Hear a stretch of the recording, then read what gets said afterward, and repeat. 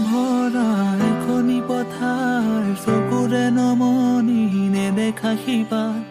মৰমে আৱৰা হিয়াৰে ৰসাৰ কতনো কবিতা লিখিছো তোমাৰ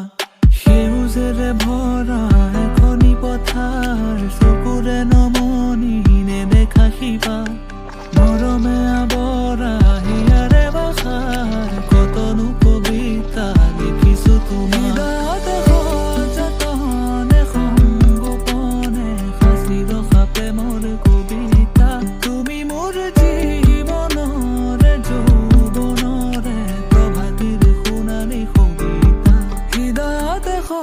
যতন